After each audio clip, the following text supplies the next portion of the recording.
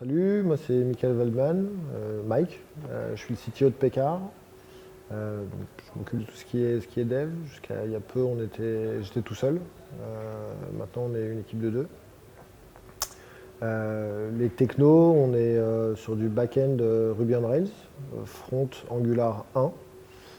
Et on a quand même une volonté de, à un moment, bouger sur Angular 2 ou React.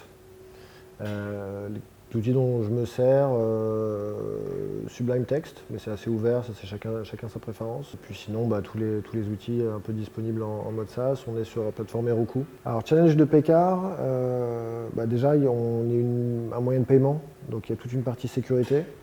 Donc s'assurer qu'on ne se fasse pas hacker en 3 minutes. Donc là, on essaye au maximum de faire des formations et de faire monter en compétence les gens avec lesquels on bosse. On a la chance de travailler avec notre partenaire qui est la BNP Paribas, qui est aussi actionnaire.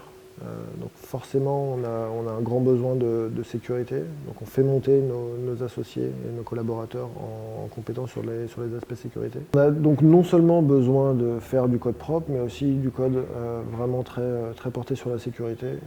C'est vraiment un des aspects prioritaires chez nous. Sur le cycle de développement, jusqu'à il n'y a pas longtemps, j'étais tout seul, donc c'était vraiment en réponse aux besoins. Depuis que Mohamed nous a rejoints, on est sur des cycles courts, on utilise la méthode Agile Scrum.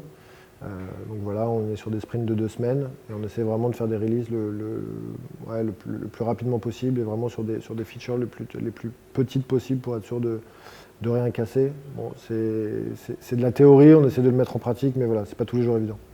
Si vous voulez venir bosser chez Pecare, alors déjà l'ambiance est assez cool. On a une moyenne d'âge qui doit être 28 ans, même si je la fais monter, comme m'a gentiment fait remarquer Aldair. Défis techno, aujourd'hui, il n'y en a pas vraiment. On est plus dans le futur, comme je disais, de passer sur des technos type React, Angular 2. On ne veut pas faire de la techno pour de la techno, mais voilà, il faut réussir à suivre le mouvement. Et voilà, on est une team sympa et on est prêt à prendre tous les feedbacks et tous les inputs que vous pouvez nous apporter. Voilà, venez, on est cool.